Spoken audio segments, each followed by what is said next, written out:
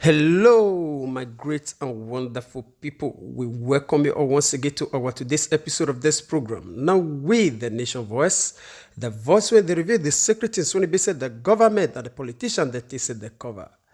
And today we get this news for our table when it does say the money when it be said they don't donate, say they not go share out to Nigerians. This one at the world when it be say Lai Mohammed when it be the Minister of Information and Culture release. And this was reach our table Tuesday, April 14th, 2020. And before we go properly to the details of this news, in case today not the first time when you basically hear about us for the channel be this, we say you are highly welcome. I beg do us a favor now. You see that subscribe button, press some. And the small bell when they near, press some as well so that anytime we will upload a video again, you know what they suffer to look for. It will only come to you like a message. And our prayer always be said, the same way when it be said, they support us on the channel. Now, the same way when God will the same people, where will they support you for everything when it's good, when you put your hands to do. In Jesus' mighty name, amen. All right, my people, may we go straight to the details of this news. And as we put our hand deep for inside this matter, they can make us understand the say the Minister of Information and Culture when in name Nana Haji Lai Mohammed on Tuesday in talk say the federal government say e no go share the money when it be said they donate by the private sector to fight coronavirus for inside Nigeria. And again, it can talk say according to NAN, the minister said they give reason why it be say the money when it be say they don't donate, say they no go share am to citizen. When he feature on Politics Nationwide, a Radio Nigeria program on Tuesday. And still on top of the matter, they can say as if they respond to question, as they ask and say whether the part of the money say they will share am to Nigerians to make sure say it reduce the effect of this lockdown for their body. And from there, the Minister of Information and Culture, where in name na Lai Mohammed, he can talk say this very money so say they donate am to make sure say they develop the healthcare infrastructure and say they no go use am or share am to provide feeding to Nigerians. And from there, he can talk say the presidential task force when it be say they get hand for this coronavirus control, say they no get control over this money, say they no go share any penny from inside this money to anybody. And still on top of the matter, he can talk say the private sector when it be say they donate this money so, say they no give cash to the federal government and they make this very work clear to everybody. Are you sure? And again, they talk say they will help to support to fight against this pandemic. When it be say that they ask the federal government any place when it be say they need healthcare infrastructure equipment when it be say they will fee provide. And wetin the federal government do now to request these people say may they build 30-bed isolation ward and a 10-bed intensive care unit each state for inside the country. And again, to add to that very one, the federal government say it don't give the list of equipment and commodities when it be say they need and the places when it be say they need them. Therefore, the issue when it be say they want use the money when they donate to provide food and share for the citizens, say that kind of thing no go arise. And when they constantly ask them for the issue of this food, when it be say they're supposed to provide for the citizen, it can talk say every country say they adopt method when it be say it dey peculiar as the strategy when it be say they will fit give food to the people when it be say it will dey workable and acceptable by the people.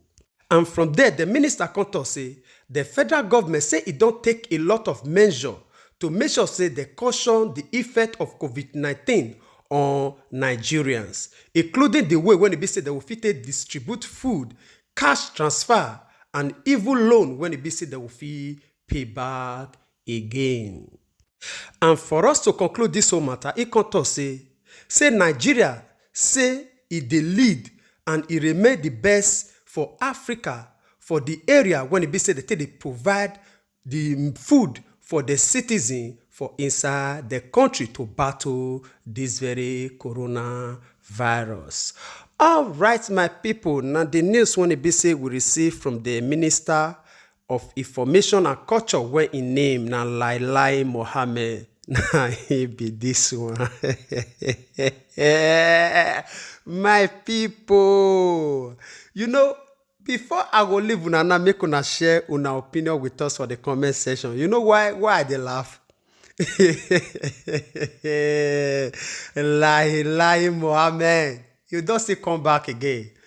You know, my people, you know why they laugh? The reason not pass be say, he say these people they not donate money cash. Say they give federal government a list, or maybe federal government give the list of the things when it be say they need, and the places when it be say they need healthcare facility, and the federal government can tell them say make some build 30 bedroom, 30 beds room, I don't know, facility for one place, another one build 10 bed world healthcare units. Lai Mohammed, you know, just as in, you know, just get caution at all. You as in, you know, just get some shame within your body at all. For waiting, we don't hear, they don't announce so far. We don't hear say, $10 say, it don't provide 5 beds for hospital, or it don't provide about maybe 20 ventilator. Now, 1 billion naira now we hear. UBA, it come outside, now 5 billion naira now we hear. You not to say it don't provide zinc when they want a roof a house, or it don't provide cement, or it don't provide a pipe when they want they lay water for bedroom. What did they do this man?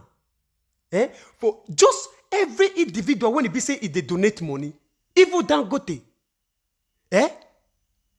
Atiku, the only person who hear say he provide he use the old former resident. Provide them for isolation center. I think now Obasanjo, the former president. Apart from that one, not here anywhere when it be say for all the donation when people don't make so far say they don't donate any hospital equipment or facility. Or come to think of it, now Nigerians, private sector, now he want to build hospital for the federal government. These people, when they surround this very administration, they not get shame. Federal government not feel build hospital. The small money when the private sector still feel bring come outside, make they take help the citizen, make they take feed. Now you say you want to go. I know too well say hospital they very important.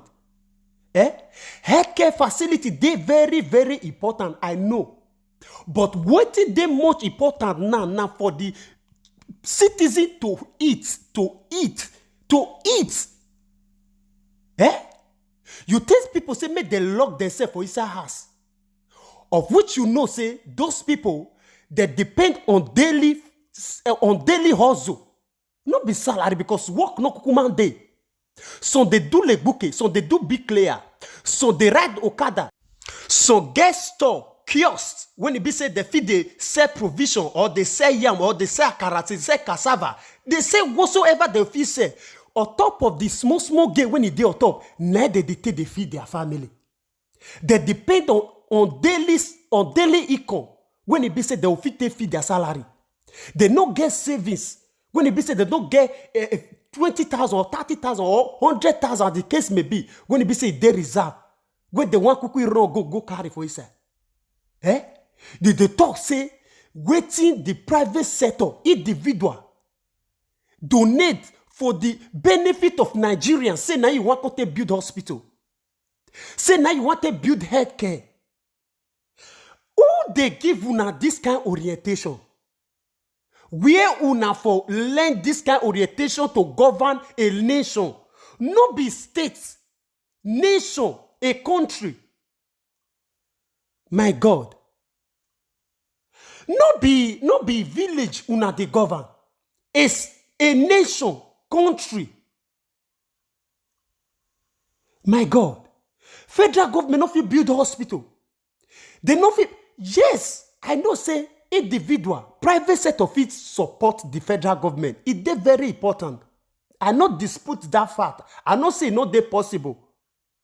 But for this very issue now, when it be say it dey on ground, you go first of all settle the hunger of your people first before you would talk about any other thing. Because this hospital, when would they talk about? So this healthcare, what would they talk about? So now something when it be said the federal government is supposed to put in place before now. Before una they run to go abroad, go they take una medical. Una supposed to don't provide all this thing for long. Not be the one when they say, okay, if you don't arise now I want to say the provision for private sector. Now I want to take the private hospital. Eh? It makes sense. It makes sense. Even you, when it comes as a grant this interview, if you listen to yourself very well, it makes sense to you. You make sense to yourself. You open your mouth, say, Nigeria, now it be the best. All of the whole Africa, the way when they take care of their citizens. As long as this COVID-19 is concerned, you open this your stinking mouth, they talk this very word. Eh? See, come on, Ghana, when they near you, when una drive, go their country about 20-25 years ago, Ghana must go. They come outside, now the president by himself, now he come outside, come make the provision when he be say, yes, the city is supposed to get. The way when it be say light will take this stable, the way when it be say water will take this stable, even the places where it be say water no reach, how they will take measure say even the private tanker and everything, they will use and stay supply the water. Your president they see him for face. When una they lead like a zombie, we see him for face. Those edited videos. You say Nigerians because we know the talk, we don't know what they happen. We say we don't know what they happen. Say this man, una don't see carry on like coffee. Go London. Still go they put una wire for a body. Me want to talk again. You say we don't know. Who do una this very issue? Who una this so? See, make I tell you, like Mohammed say, everything get expiring dates. This COVID-19, so it don't expose una to the list. Everything when it dey life, it get expiring date. And una day number. Make una see embezzle this money. Say European Union don't say bring another money come outside. The money when it be say it they make una they enslave Nigerians to this European world. Now it be all these ones. Because of all these ones now make China they misbehave. Una not fit stand up against them. Because of all these issues, when it be so, una engage una self. Naim, a reasonable leader. When it be say he care about his citizen, another nation will stand up against their citizen like that. When it be say even their own citizens, they are our own land. They get a lot of company, they owe a lot of things for our land. They will feel wake up one day say they want to kick our citizens out as anyhow they want them. Our government not stand up. Our government not question them because of all this una mago, this una indebtedness. We will be say una debt to China, to every rest of the world. See, not two ways about it. If you not pay, your children will suffer these consequences. Now my last word be that one. All right, my people, I will leave una now, make una share una opinion with us for the comment section. I bet make una help us share this message. Make the whole world they hear like Mohammed waiting they vomit for him mouth. As you do so, God Almighty will bless you all in Jesus' mighty name. Amen. I will see you again when I see you. Remember, we love you all. Bye-bye.